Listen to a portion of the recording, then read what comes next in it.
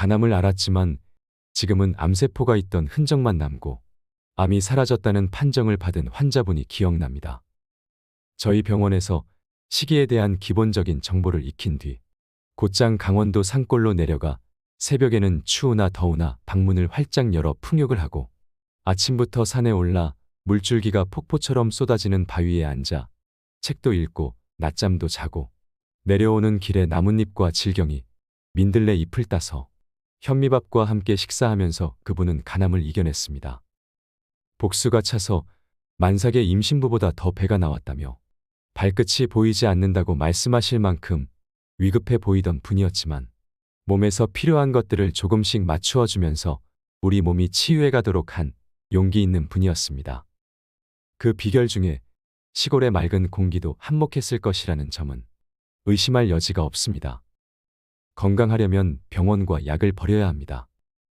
약을 먹지 않고 병을 고치는 특급 처방전이 있다면 여러분은 그 처방전에 따르시겠습니까? 고치지 못할 병은 없습니다. 다만 고치지 못하는 습관이 있을 뿐입니다. 저는 의학은 과학과 기술이 아니라 사람과 생명에 대한 인식과 철학의 문제라고 생각합니다. 의학은 소수의 사람만 독점하는 지식이 아니라 누구나 건강하게 살 수 있는 방법을 배우고 익히는 과정이어야 합니다. 모든 병에는 반드시 원인이 있습니다. 오늘은 우리 몸의 현상과 건강에 대해 얼마나 잘못된 상식과 편견을 가지고 있는지 의사의 반란이라는 책을 통해 이야기 나누고 싶습니다. 저번 영상에서 항암 치료는 사기다라고 말했던 곤도 마코토의 책을 소개해 드렸었는데요. 벌써 그 영상을 100만 명이 넘는 분들이 봐주셨습니다. 양심이사 곤도 마코토의 책, 의사에게 살해당하지 않는 47가지 방법과 암에 걸리지 않고 장수하는 30가지 습관이라는 책은 많이 아실 텐데요. 오늘은 우리나라 양심이사가 쓴 책을 가져왔습니다. 항암 치료는 정말 사기일까요? 암 치료뿐만 아니라 고혈압과 당뇨병, 심근경색과 파킨슨병 등 증상별로 알아두셔야 할 내용도 준비했으니 도움받으시면 좋겠습니다. 대증요법이 불치병을 만든다. 의료진은 이런 질병은 약으로도 조절이 잘 되지 않는 불치병이니 평생 약을 복용하면서 증상을 조절하는 것이 최선이라는 이야기를 합니다. 환자의 입장에서는 참으로 억장이 무너질 이야기를 듣게 된 것이죠. 평생 치료될 수 없는 병이라니 한숨만 나오고 특히나 젊은 사람에게 이런 진단이 내려지면 환자 본인뿐 아니라 가족들도 낙심합니다. 최근에는 어린 나이에 불치병 판정을 받고 평생 동안 약을 복용해야 하는 경우가 많아지고 있습니다. 특히 가임기에 있는 20대와 30대 초반의 여자 환자들에게 평생 약을 먹어야 한다는 것은 두려운 일이 아닐 수 없습니다.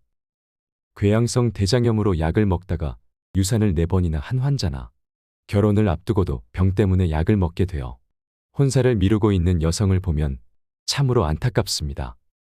잘못된 정보로 인해 원인을 고치지 못하고 대증 치료에만 힘쓰기 때문에 벌어지는 일들입니다. 대증 치료는 수많은 불치병을 만들 뿐입니다. 만성질환이라는 진단을 받은 사람들을 잘 관찰해보면 대부분 증상이 발생했을 때 처음에는 견뎌보다가 잘 안 되어 약을 먹게 됩니다. 이때 먹는 약들이 병을 완치시켜주는 게 아니라 증상을 잠시 억누르는 약이다 보니 대부분 우리 몸의 회복 반응인 염증을 억제하는 작용을 합니다. 이런 약이 체내에 들어오면 염증 반응은 잠시 약화되기도 하지만 궁극적으로는 염증 반응을 만들어야만 우리 몸은 회복되기 때문에 약 기운이 떨어지면 더 심한 증상을 만들어냅니다. 그러면 이런 증상을 호소하는 환자에게 의료진은 더 강력한 소염진 통제를 처방하고 우리 몸은 더 심한 증상을 일으키는 악순환이 계속되는 것입니다. 다시 말해 만성 염증 질환은 결국 증상에서 벗어나고자 처방받아서 먹었던 약 때문에 생기는 것입니다. 제대로 원인을 발견하고 그것을 없애기보다 증상을 완화시켜주는 대증요법이 결국 불치병을 만들고 삶의 질을 떨어뜨리는 주 원인이 되는 것입니다. 불편한 증상이 생겨 병원에 가면 현대의학은 약을 주거나 수술을 권합니다. 저 역시 처음 진료를 하면서 선배들에게 배운 노하우는 평생 약을 먹어야 하는 환자들을 최대한 많이 만들어내야 병원 운영에 도움이 된다는 것이었습니다. 공중보건 일을 하던 시절에 공중보건의협회에서 주관하는 고혈압 유병률 조사에도 참여해 본 경험이 있습니다. 소리 없는 살인자 고혈압이라는 조금 무서운 표현을 써가면서 마을 회관의 주민들을 모아놓고 혈압을 재준 뒤 조금 높게 나온 주민들은 다시 보건지소로 불러 재검한 다음 계속 혈압이 높으면 약을 처방했습니다.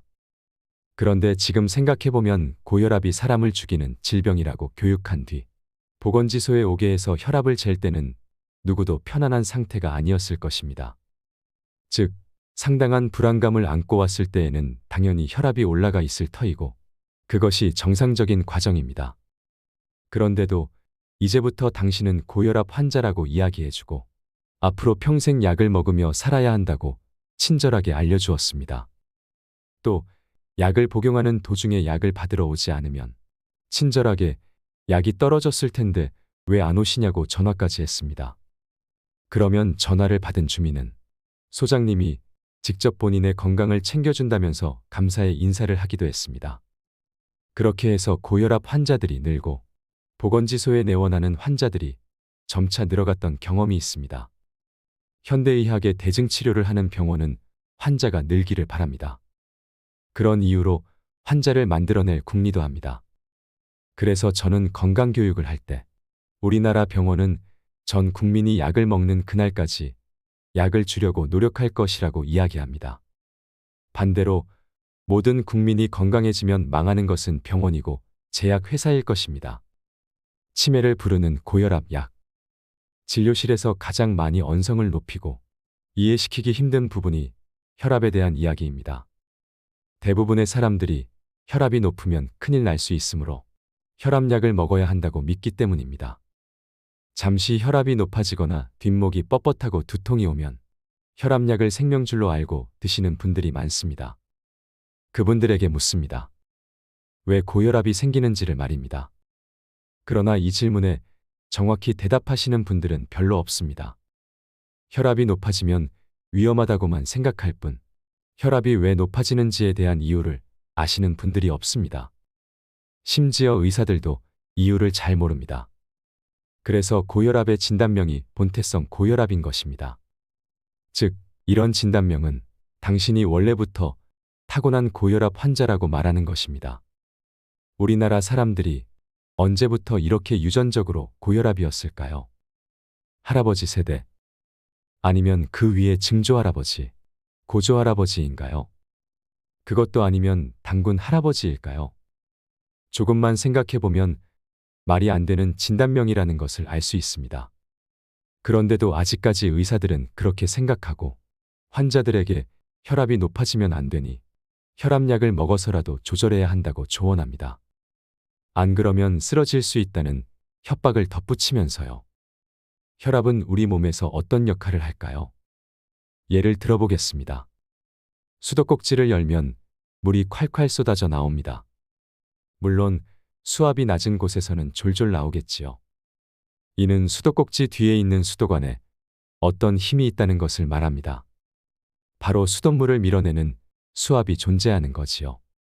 수압이 존재하니 수도꼭지를 틀면 물이 나오는 것입니다.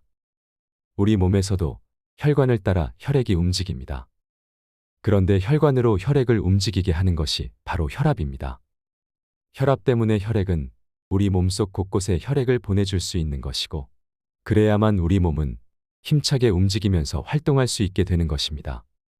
그런데 이런 혈압은 항상 같은 정도로 존재하는 것이 아닙니다. 우리가 흔히 겪을 수 있는 상황은 화가 났을 때를 생각해보면 됩니다. 화가 나면 혈액이 머리 쪽으로 솟구치는 것을 느낄 수 있습니다. 왜 이런 현상이 생길까요? 화가 났다는 것은 바로 많은 생각을 하는 것이고 이럴 때 머리가 팽팽 돌아가야 하니 혈액이 머리로 쏠리는 것입니다. 이때 혈압은 떨어질까요? 올라갈까요? 당연히 올라갑니다.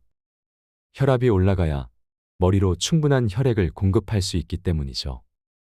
머리가 심장보다 위에 있기 때문에 중력의 반대 방향으로 올려보낼 힘이 있어야 합니다. 거꾸로 이런 힘이 없는 사람들은 자주 어지러움을 호소합니다. 누웠다 일어날 때, 앉았다 일어날 때, 눈앞이 노래지면서 픽하고 쓰러질 수도 있다는 것입니다. 이처럼 우리가 활동하기 위해서는 머리에 충분한 혈액이 공급되어야 합니다. 그러기 위해서는 일정한 정도 이상의 혈압이 꼭 필요한 것입니다. 그런데 화가 나지 않은 상태에서도 정상적인 혈압의 범위를 벗어나 있다는 것은 무엇을 의미할까요? 머리로 혈액이 잘 가지 않고 있다는 신호입니다. 때문에 우리 몸은 혈압을 높여서라도 머리로 혈액을 공급하는 것입니다. 그렇다면 왜 혈액이 잘 가지 않는 것일까요? 원인은 혈관의 노화와 관련이 있습니다. 수돗물을 보내는 수도관도 오래되면 내부에 때가 끼게 되고 심해지면 막힐 수 있습니다. 또 어떤 부위는 압력을 이기지 못하고 터질 수도 있습니다. 이런 현상은 모두 수도관이 낡아서 나타납니다. 그런데 노후화를 더 빨리 앞당기는 것은 수도관을 돌아다니는 수돗물이 탁해질 때입니다. 즉, 수돗물 속에 노폐물이 많으면 노후 현상이 빨라지는 것입니다. 마찬가지로 우리 몸속에 있는 혈관도 노화 현상을 겪는데 노화가 빨라지는 것은 혈액이 탁하기 때문입니다. 그러면 혈액을 탁하게 만드는 것은 무엇일까요? 항상 말씀드리지만 혈액이 무엇으로 구성되는지 알아야 합니다. 그것은 바로 우리가 매일 먹는 음식입니다. 우리 몸이 해독할 수 있는 범위를 넘어서는 음식을 먹으면 혈액이 탁해질 수 있는데 대표적인 것이 동물성 음식입니다. 과도한 동물성 식사는 혈액 속의 콜레스테롤을 높입니다.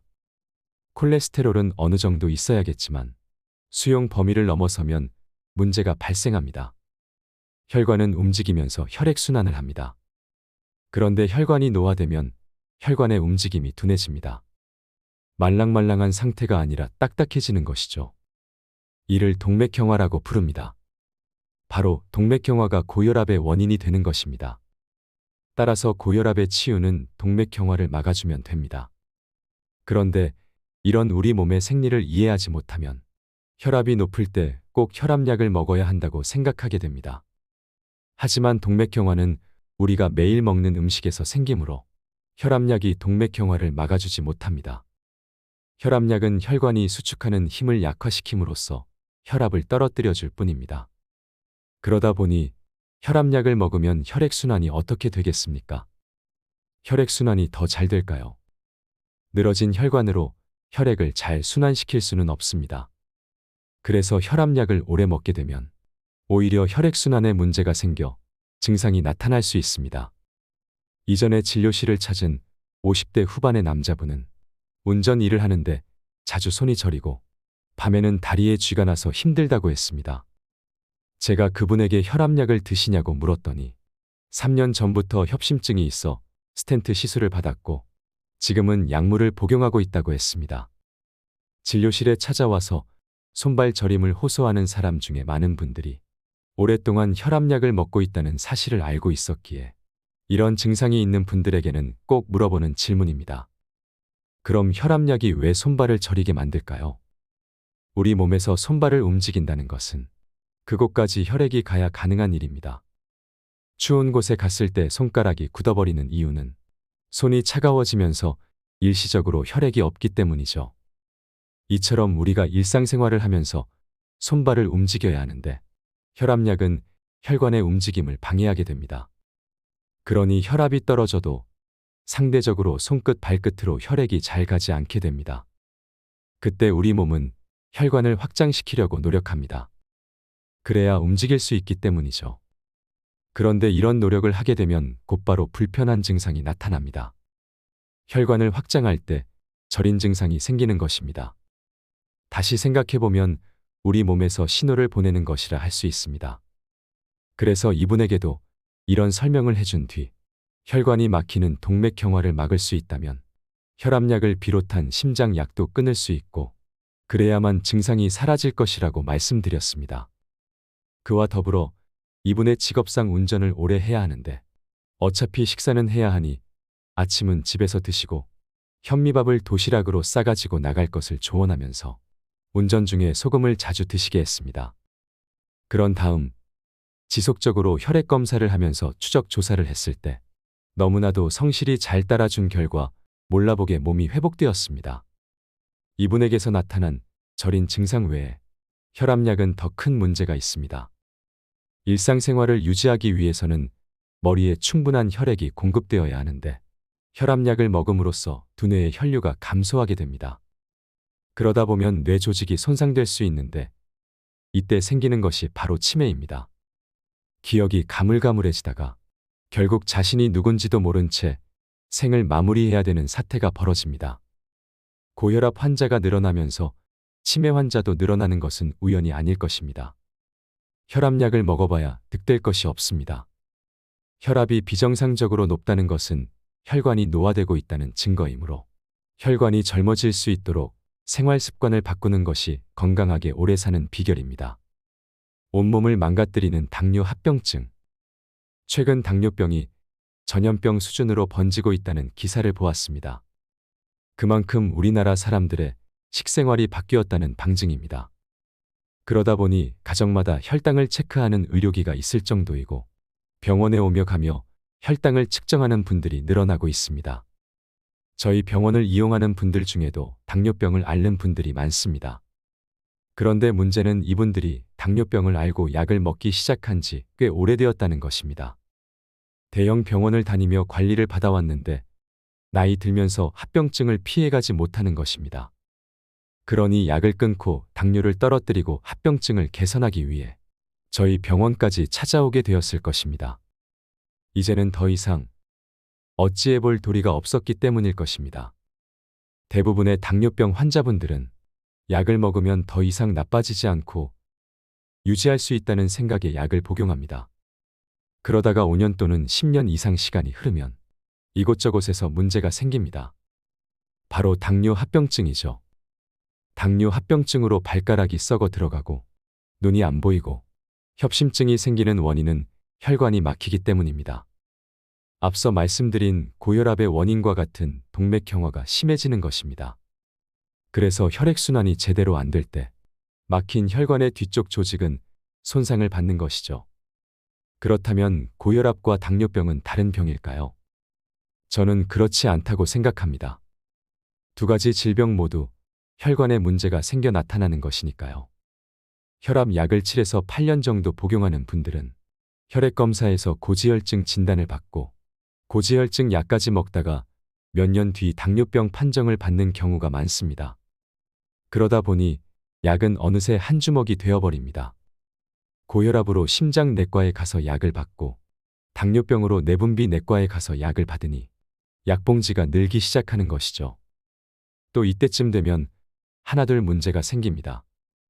눈이 침침해 안과에서 약을 먹고 전립선에 문제가 생겨 비뇨기과 약을 먹고 신장에 문제가 생겨 신장내과에서 약을 먹는 일이 생기는 것입니다.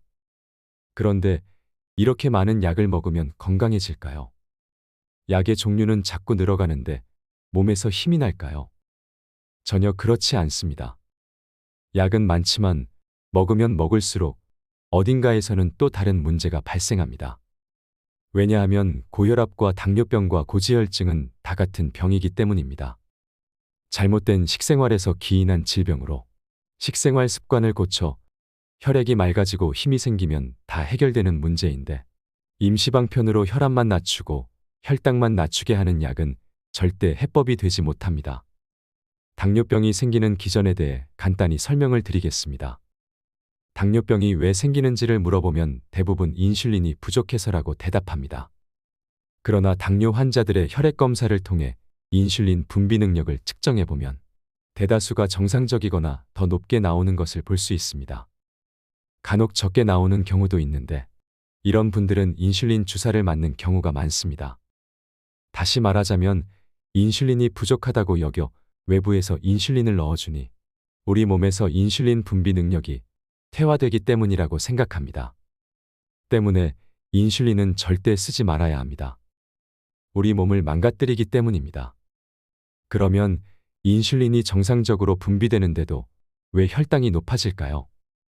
이에 대한 대답은 인슐린 저항성이라고 불리는 것에 있습니다. 혈당은 우리 몸의 세포에서 쓰이는 에너지원입니다. 이 혈당이 세포 속으로 들어가서 세포가 쓸 수 있어야만 힘이 나고 일을 할 수 있는데 혈당은 세포 속으로 혼자 들어가지 못합니다. 세포막을 통과해 들어갈 때 길을 안내하는 물질이 바로 인슐린입니다.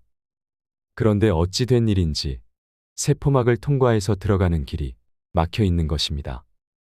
세포 밖에는 혈당도 충분하고 인슐린도 충분한데 막상 세포는 굶주리는 현상이 벌어지는 것입니다.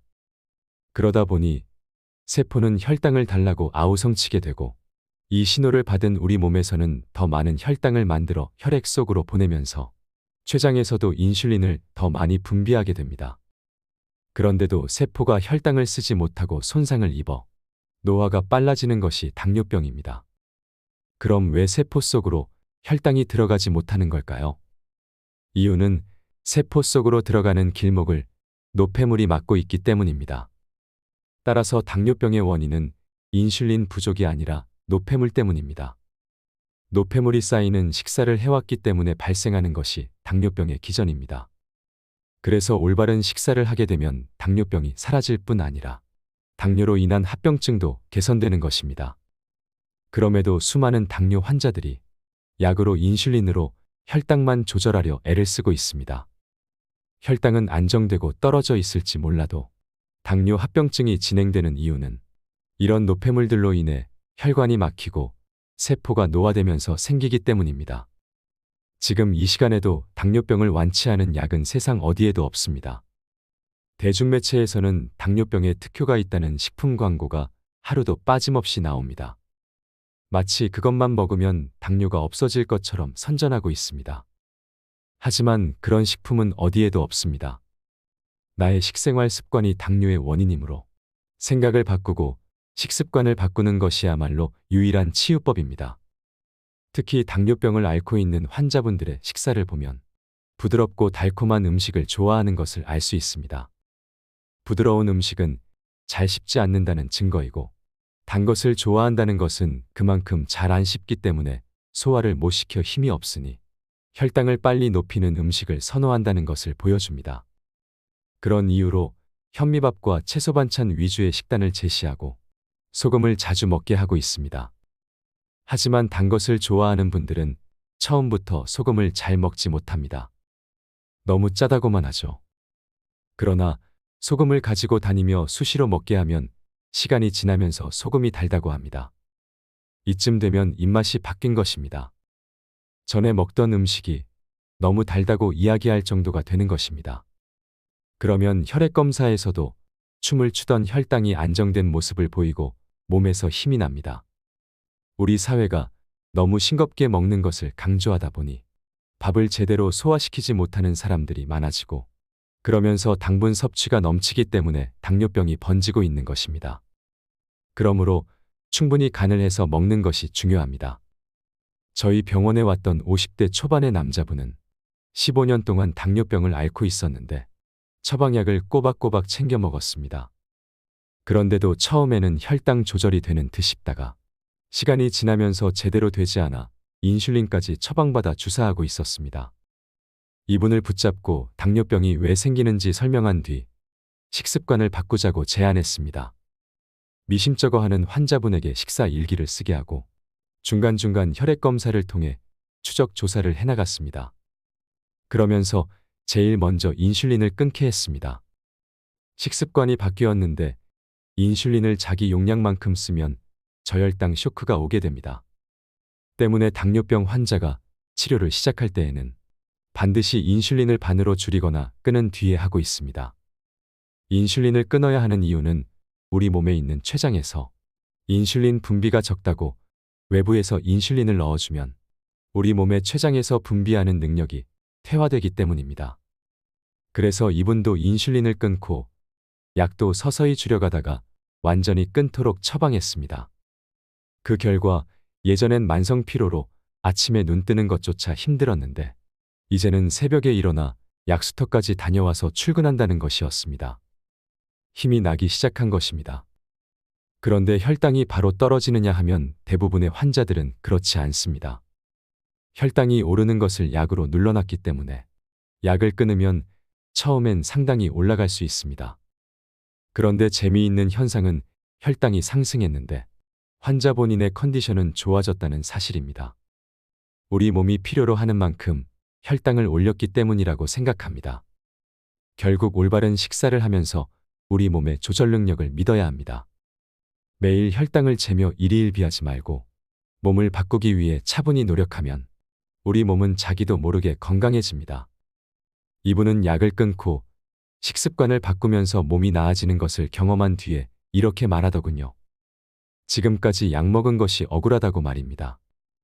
값비싼 스텐트 시술을 반복하는 심근경색증. 심장 근육에 혈액을 공급하는 관상동맥에 노폐물이 쌓여 혈액이 제대로 흐르지 못할 때 막힌 혈관 뒷부분에 있는 심장 근육은 혈액이 공급되지 못해 썩는 것이 심근경색증입니다. 이렇게 관상동맥이 막히는 이유는 혈액이 맑지 못하고 탁해지면서 노폐물들이 혈관 벽에 쌓여 혈관을 막기 때문입니다. 평소에는 자각 증상이 없다가 운동을 하거나 계단을 오를 때 심장 박동이 빨라지고 혈류가 증가하면서 증상이 나타납니다. 바로 혈관이 확장될 때 통증이 생긴다고 말씀드렸던 일이 일어나는 것입니다.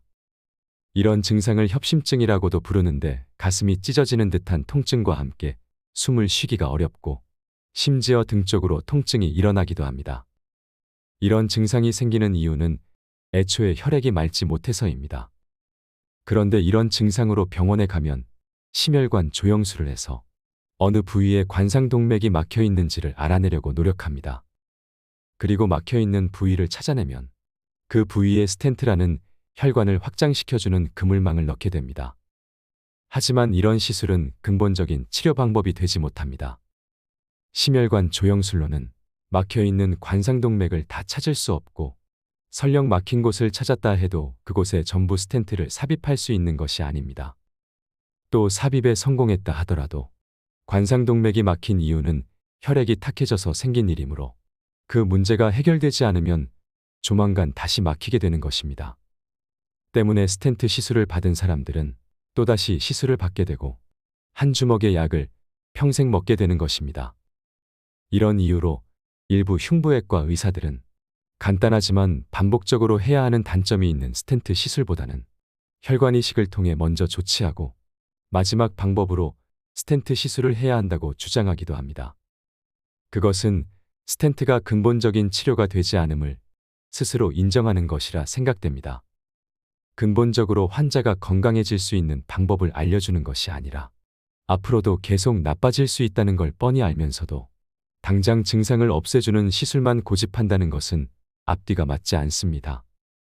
나이 들면서 잘못된 식생활로 인해 혈관이 막힌다면 이제부터라도 습관을 바꾸려고 노력해야 합니다. 자신이 무엇을 잘못해서 이런 증상이 생겼는지 고민하지 않고 무조건 대형 병원에 가면 해결될 수 있다는 생각은 버려야 합니다. 그래야 건강해질 수 있습니다. 저희 병원에도 심근경색증으로 진단받고 한 주먹의 약을 먹으면서 찾아오는 분들이 많습니다. 그 중에는 놀랍게도 30, 40대의 젊은 층도 있는데 대부분 한두 번의 시술을 하고 옵니다. 또 수많은 종류의 약을 복용하고 있습니다. 그런데 이런 약을 먹으면서 힘이 나고 활동적으로 사회생활을 하고 있느냐 하면 그렇지 못하다는 데 문제가 있습니다. 심근경색증에 먹는 약은 대부분 혈압을 떨어뜨려주는 약과 혈관 확장제와 혈전용해제로 알려진 아스피린 같은 약들입니다. 그런데 이런 약물은 혈관이 막히는 것을 지연시켜줄지 모르지만 정작 혈액순환을 방해하기 때문에 약을 먹으면서 힘들어지는 것입니다. 관상동맥을 비롯하여 뇌혈관 등이 막히는 이유는 혈액이 맑지 못해서입니다. 따라서 혈액을 맑게 해주는 방법만 알면 간단한 것입니다. 혈액은 내가 먹은 음식으로 만들어지는 것이므로 식습관을 바꾸고 건강한 생활 습관을 가지려고 노력하면 혈관이 막히는 것을 예방할 수 있습니다. 이런 일들은 세상에 나와 있는 어떤 물질로도 가능하지 않습니다. 오직 스스로 해야 할 일입니다. 약을 먹어도 온몸이 굳어가는 파킨슨병. 파킨슨병은 대뇌에서 도파민이라는 신경 전달 물질이 제대로 분비되지 않아 생기는 병으로 알려져 있습니다. 대뇌의 흑질이라 불리는 곳에 세포가 노화되어 생기는 질환인데 손을 떨기 시작하면서 관절 움직임이 어색해지고 점차 몸이 굳어가는 증상을 보입니다. 저 또한 외할머니께서 오랫동안 파킨슨병으로 누워 계셨기 때문에 병이 진행되는 과정을 잘 알고 있습니다. 당시에는 의과대학을 다닐 때였기 때문에 제가 아는 지식으로는 아무것도 해드릴 수 없어 답답하고 참담한 마음이었습니다. 처음에는 앉거나 서 있을 때 한쪽 손을 많이 떠셨는데 점차 다리에 힘이 없어지면서 결국 자리에 누워 5년을 보내다가 돌아가셨습니다. 그 당시에는 알지 못했지만 지금은 파킨슨병을 가진 환자들을 보며 어떤 이유에서 생긴 것인지 알게 되었습니다. 손이 떨리는 것은 혈액이 손끝까지 제대로 가지 않아 생기는 증상으로 보아야 합니다. 따라서 파킨슨병 역시 혈액순환 문제로 나타나는 증상으로 이해할 수 있습니다. 손끝으로 발끝으로 혈액을 보낼 힘이 없고 혈관이 막히면서 생기는 증상이 파킨슨병입니다. 그런데 이런 증상이 있는 분들을 진단하기 위해서 MRI를 찍어보면 도파민을 분비하는 곳에 혈류가 감소되어 있는 것을 보게 됩니다. 혈류가 감소하면서 뇌 조직이 손상되어 그런 증상이 생기는 것입니다. 그러면 도파민은 우리 몸에서 어떤 일을 하는 것일까요? 도파민은 쾌락과 행복감을 느끼게 해주는 물질이면서 정교한 움직임 등을 가능하게 해주는 신경 전달 물질입니다. 이런 도파민이 적게 나오는 사람들을 보면 대부분 우울증에 시달리는 것을 볼 수 있습니다. 즉, 도파민은 즐거울 때나 기쁠 때 우리 몸의 대뇌에서 분비되는 것입니다. 그러므로 항상 고민이 많고 신경 쓸 일이 많아 스트레스가 심한 사람들에게 파킨슨병이 잘 생깁니다. 스트레스 반응으로 인해 혈액순환에 문제가 생기는 것이 파킨슨병의 핵심이라고 볼 수 있습니다. 그럼에도 불구하고 파킨슨병으로 진단을 받으면 도파민의 전구 물질인 레보도파로 만들어진 약을 투여하는 것이 현재 최선의 치료법이 되고 있습니다. 이 약을 먹으면 움직임이 부드러워지고 잠깐 힘이 납니다. 그러나 우리 몸의 대뇌에서 만든 도파민이 아니라 외부에서 넣어준 까닭에 신경 전달에 잠시 도움을 줄 수는 있지만 점차 우리 몸은 도파민을 만들려고 노력하지 않게 됩니다. 그러다 보니 처음에는 약을 먹고 나서 바로 증상이 완화되었던 것이 점차 시간이 흐를수록 아무리 많은 약을 먹어도 증상이 좋아지지 않는 것입니다. 결국 약을 먹으면 온몸이 굳어 침상에 누운 채 천장만 바라보며 숨만 쉬다가 하늘나라로 가게 되는 것입니다. 계속 말씀드리지만 우리 몸에서 일어나는 증상이 무엇 때문인지를 이해해야 건강해질 수 있습니다. 표면적으로 도파민이 줄었다는 것만 가지고 도파민을 만들 수 있는 약을 복용하는 것은 불난집에 부채질하는 것이므로 절대 약을 복용하면 안 됩니다. 손이 떨리기 시작하고 움직임이 어색해질 때 우리 몸은 증상을 만들어내는 것입니다. 그동안 살아온 과정이 잘못되었음을 알려주는 것이므로 증상이 생겼다면 습관을 바꾸려고 노력해야 합니다. 즉, 혈액순환이 원활해지도록 식습관을 바꾸면서 즐겁게 살려고 노력해야 합니다. 즐거운 생각을 많이 하고 잘 웃으면 대뇌의 혈류가 증가하고 도파민 분비가 왕성해지기 때문입니다. 저희 병원에 왔던 파킨슨병 환자분들은 얼굴만 봐도 알 수 있을 정도였습니다. 무표정한 얼굴에 잔뜩 짜증이 나 있었습니다. 물론 근육이 경직되고 몸이 말을 안 들으니 힘들어서도 그럴 수 있겠지만 그분이 살아온 과정이 어떨지 예상되는 부분이기도 합니다. 제가 파킨슨병 환자에게 권유하는 운동 중 하나가 춤입니다. 음악에 맞추어 춤을 추면 신나고 즐거워지기 때문입니다. 그리고 시간을 갖고 지켜보면 얼굴 표정이 달라지는 것을 볼 수 있습니다.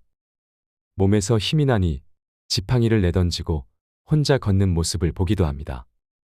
암은 병이 아닙니다. 암이 공식적인 사망 원인 1위가 된 지 오래되었고 앞으로도 계속 그럴 것이라고 생각합니다. 그만큼 암은 죽음을 부르는 질병으로 인식되고 있습니다.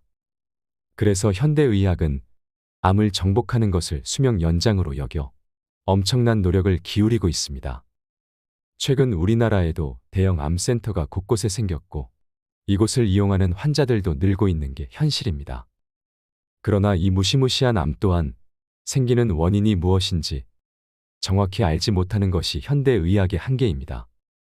그래서 암이 더 두려운 존재가 되어 있는 것이고 암 치료를 하고 있는 의사들도 암으로 죽는 경우가 종종 있는 것입니다. 그러면 암은 우리 몸에서 왜 생길까요? 앞에서 저는 우리 몸은 살기 위해 변한다고 말씀드렸습니다. 이런 관점에서 암을 생각해 본다면 우리 몸에서 생기는 암세포가 어떤 일을 하는지를 물어보아야 할 것입니다.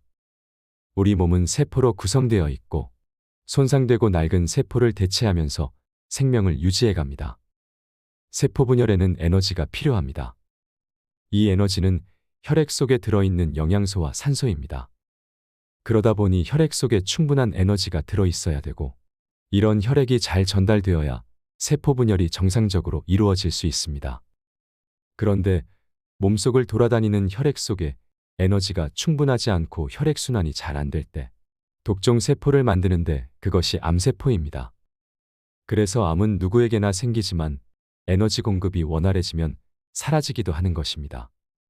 가끔 TV를 보면 대형 병원에서 포기한 말기암 환자들이 건강해진 몸으로 인터뷰하는 것을 볼 수 있습니다. 즉, 암은 한 번 생기면 없어지지 않는 게 아니라 건강해지면 사라지는 것임을 증명하는 것입니다. 암이 있다고 해서 바로 죽는 것도 아니고 건강해지려 노력하면 암도 없어질 수 있다는 이야기입니다.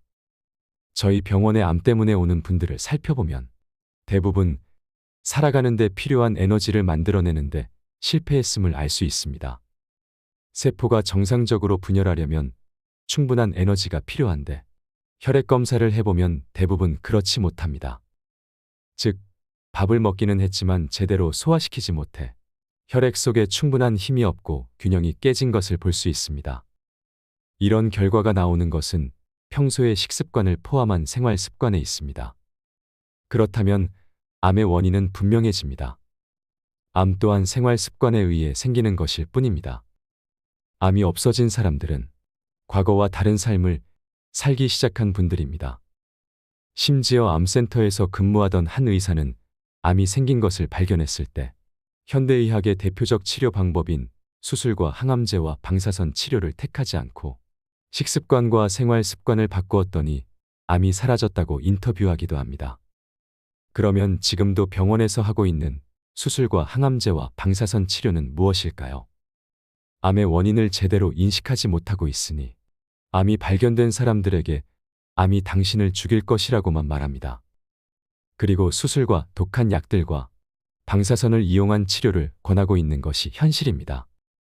이 같은 암의 3대 치료법은 혈관을 망가뜨려 암세포에 혈액이 가지 못하게 하는 치료입니다. 현대의학은 암세포를 굶겨 죽일 수 있다고 믿기 때문입니다. 그것은 분명 잘못된 인식입니다. 암은 혈액순환이 안 되는 상황에서 몸이 살기 위해 생기는 것이므로 에너지가 넘치는 혈액이 잘 돌게 하면 없어질 수 있습니다. 오히려 혈액순환을 안 되게 하는 치료가 여러 곳의 독종 세포를 더 키워내는 역할을 하고 암 때문이 아니라 암 치료의 부작용으로 생명을 잃는 일이 비일비재하게 벌어지는 것입니다. 그런 의미에서 저는 나이 들어 혈액순환 기능이 떨어져 발생한 암은 자연사의 한 부분으로 받아들여야 한다고 생각합니다. 지금의 사망 순위를 보면 자연사라는 항목은 없습니다. 사람은 누구나 자연적으로 죽음을 맞는데도 말입니다. 70대, 80대의 암을 발견한 경우 안타깝지만 회복이 어려운 게 사실입니다. 암이 생겼다고 해서 신체 조직을 잘라내고 항암제를 투여받아 몸을 망가뜨리면 가족과 보내는 시간이 오히려 짧아지고 고통스러운 죽음을 맞게 됩니다. 정작 이런 과정을 통해 환자가 다시 회복할 가능성은 아주 희박하다는 것을 모두 알고 있으면서 말입니다. 그런데도 대형 병원에서 이런 치료를 하는 것은 환자보다 병원을 위한 것이라고 저는 생각합니다. 그런데 최근 이런 암이 젊은 사람들에게서도 많이 발견되고 있습니다. 나이 들어 노화가 진행되면서 생기는 암이 40, 50대는 물론 20, 30대에서도 늘어나고 있습니다. 그리고 젊은 나이에 암 치료를 받다가 세상을 등지는 일들도 많습니다. 이는 현대의학이 행하는 치료가 뭔가 잘못되었다는 증거일 것입니다. 병원에서 권하는 대로 수술한 뒤 수십 회의 항암제를 투여받고 방사선 치료까지 받지만 또다시 재발하는 암세포로 인해 좌절하는 환자들이 셀 수 없을 만큼 늘어나고 있습니다. 유명한 연예인도 성공한 기업가들도 암 치료를 받다가 죽는 경우가 많다는 사실은 아무리 돈이 많아도 지금의 치료 기술로는 죽음을 늦추기 어렵다는 이야기겠죠. 이렇게 된 원인은 암이 생기는 이유를 정확히 모르는 상태에서 암과 싸우려 하기 때문입니다. 암이 생기는 이유는 분명 나를 살리려는 몸의 반응이므로 암을 없애려고 암세포를 공격하는 것은 자기 자신을 공격하는 것과 같습니다. 그 때문에 생명을 잃는 것입니다. 절대 암과 싸우려 하지 마십시오. 암은 건드리는 순간 반드시 역습합니다. 젊은 사람들은 대부분 건강검진을 받다가 암을 발견합니다. 암세포는 특별히 심한 증상을 만들지 않기 때문에 다른 증상에 대한 검사를 받다가 암을 발견하는 것보다 건강검진을 하다가 발견하는 경우가 많아지고 있습니다. 다른 증상으로 인해 암을 발견하는 경우는 대부분 소화가 잘 안 되어 병원에 갔다가 내시경으로 발견하거나 기침을 많이 해서 병원에 갔다가 방사선 촬영을 하며 발견되는 정도입니다. 대다수는 조기검진을 하다가 발견되곤 합니다. 특히 갑상선암이 최근 발생률 1위로 올라서고 있는데 여기에 일조하는 것이 건강검진입니다. 그런데 이렇게 암세포가 발견되었을 때 적극적으로 암을 제거하기 위해 암이 있는 부위를 잘라내는 수술을 하고 항암제를 투여하는데 이런 조기 발견으로 조기 치료를 하게 되면 조기 사망하는 경우가 많아집니다. 세포가 활성화되는 것을 막아주는 세포독으로 개발된 항암제는 정상적이고 건강한 사람도 생명을 잃을 정도입니다. 그런데 체력이 고갈되어 암까지 생긴 사람들에게 투여하면 어찌 되겠습니까? 암으로 죽는 것이 아니라 암 치료제가 사람을 죽일 수 있습니다. 그래서 조기검진으로 조기 치료하여 건강해질 수 있다는 생각을 바꾸고 평소 건강에 관심을 기울이며 노력해야 합니다. 특히 젊은 사람들이 조기 치료를 하면 암이 있는 나이 드신 분들보다 더 빨리 죽는 일이 생기기도 합니다. 왜냐하면 젊은 나이에도 불구하고 이미 체력이 고갈되었기 때문입니다. 평소 생활 습관이 좋지 않았던 사람들에게 강한 스트레스가 오면 우리 몸 한쪽에서는 혈액 공급이 되지 않아 일시적으로 암이 발생할 수 있는데 이때 독한 치료는 생명을 빨리 단축시킬 수 있습니다. 생활 습관을 바로잡고 스트레스를 이길 수 있는 체력을 높이는 것이야말로 진정한 치유가 될 것입니다. 그래야 남은 인생을 건강하게 살 수 있습니다. 암과 싸워 이기려 하지 마십시오. 건강해지면 암은 내 몸에서 자연스럽게 사라집니다. 암은 내가 체력이 떨어졌을 때 우리 몸에서 일어날 수 있는 변화의 한 부분이라고 생각을 바꾸기 바랍니다. 내 몸에서 생기는 암과 싸우려 하지 말고 내 몸을 끝까지 사랑하는 것이야말로 정말 필요한 치유입니다. 최근에 사회적으로 논란이 되고 있는 것이 무상의료입니다. 무상의료에 대해 저는 찬성하는 입장입니다. 그러나 어떤 의료 서비스를 제공하고 받을 것인지에 대해서는 좀 더 깊은 고민이 필요할 것으로 보입니다. 어쩌면 무상의료가 우리의 예상과 달리 국민의 건강을 더욱더 악화시키면서 병원과 제약사들의 배만 불릴 수 있기 때문입니다. 의료급여 환자들이나 국가유공자들에게 행하는 무분별한 약 처방만 보아도 알 수 있습니다. 유난히 일반 환자들보다 약의 종류가 많은 이유가 석연치 않아 보입니다. 따라서 몸을 망가뜨릴 수 있는 약과 수술 등으로부터 최대한 사람들을 보호하고 건강에 대한 정확한 정보를 제공하면서 국민들 스스로 건강관리를 할 수 있는 지원책에 투자해야 합니다. 그렇게 하면 하늘 높은 줄 모르고 오르는 사회적인 의료비 상승을 줄이고 그 재원으로 좀 더 많은 복지 혜택과 경제발전에 투자할 수 있다고 생각합니다. 이를 위해서는 우리 모두 약과 수술, 의료에 대한 환상에서 깨어나는 것이 필요하다고 생각됩니다. 지금까지는 몸에 불편한 증상이 생기면 약국을 찾고 병원을 찾고 명의를 찾아다녔지만 이제부터는 내 몸에 생기는 현상이 왜 생기는지를 정확히 이해하고 스스로 치유하기를 당부드립니다. 질병을 이겨내는 과정이 순탄하지만은 않습니다. 몸이 좋아지는 과정에서 참기 힘든 어려움이 있을지라도 이런 과정이 내 몸을 낫게 하고 건강해지게 하는 것이라면 웃으면서 견뎌내야 할 것입니다. 그 결과는 정말 유쾌한 것이니까요.